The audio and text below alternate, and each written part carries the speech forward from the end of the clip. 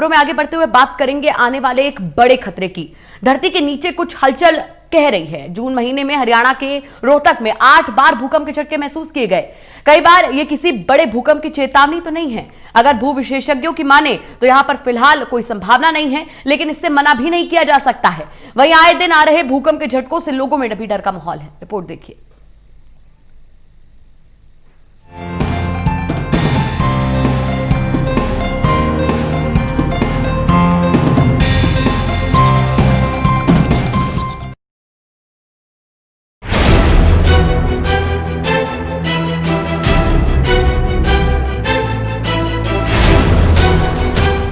रोहतक क्षेत्र में जून महीने में 8 बार भूकंप के झटके महसूस किए गए। लगातार आ रहे भूकंप के झटकों से लोगों में दहशत का माहौल है। कोरोना महामारी के दौर में आए दिन भूकंप के झटकों ने लोगों की रातों की नींद उड़ा दी है। हमें बहुत डर लगता है। रोहतक में पिछले महीने से 8-10 बार भूकंप आ चुका है और रात को सोते वक्त ये लगता है कहीं भाई दोबारा भूकंप ना आ जाए। एक तो ये कोरोना की महामारी और ऊपर से ये भूकंप के झटके बहुत सहमे हुए हैं। भूवैज्ञानिक के जानकारों का कहना है कि भूकंप आना प्राकृतिक घटनाक्रम है। एमकेजे गर्ल्स कॉलेज की असिस्टेंट प्रोफेसर सीमा का कहना है कि धरती के नीचे बनी प्लेटों के खिसकने से पृथ्वी पर भूकंप की स्थिति पैदा होती है। देखिए, भूकंप क्या होता है? पृथ्वी का, धरातल का अचानक से कांप जाना, हिल जाना, ये हमारा भूकंप कहलाता है। इसके पीछे एक नेचुरल ही कारण है। इसको कोई प्रेडिक्ट नहीं कर सकता कि कब आएगा, क्या कितने तेज़ उसका स्केल का होगा या कितना कम का होगा।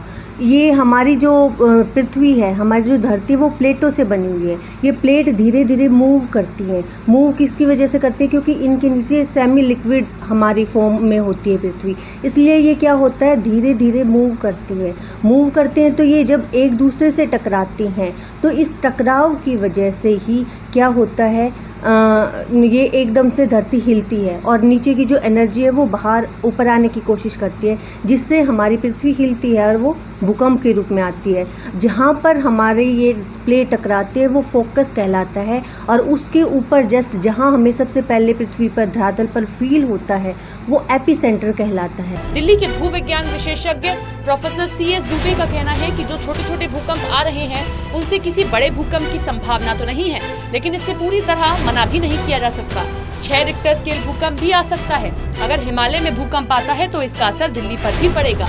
इतने फॉल्ट के ऊपर स्ट्रेस और एनर्जी जो क्रिएट हो रही थी वो किसी तरह से छोटे छोटे अर्थक्वेक से रिलीज हो रही है। इससे बड़े अर्थक्वेक आने की संभावना कम है, लेकिन ये नहीं है कि संभावना नहीं है। 6 का अर्थक्वेक भी आ सकता है। 6 का अर्थक्वेक 2 तरह से आ सकता है। 6 से ऊपर का, एक तो इन्हीं फॉल्ट लाइन से, स्पेशली दिल्ली सरगोदा रिज से, और दूसरा जो हिमालय पे अगर एक बड़ा अर्थक्वेक जो है वेस्टर्न हिमालय के ऊपर या सेंट्रल हिमालय के ऊपर अगर 8 से बड़ा अर्थक्वेक आएगा तो उसका असर दिल्ली के ऊपर 6 मैग्नीट्यूड का असर पड़ेगा। दिल्ली के भूविज्ञानिक विशेषज्ञ प्रोफेसर CS दुबे का कहना है कि काफी बार भूकंप का केंद्र रोहतक रहा है। अगर भूकंप आता है तो यमुना खादर के आसपास बनी इमारतों को खतरा रहेगा।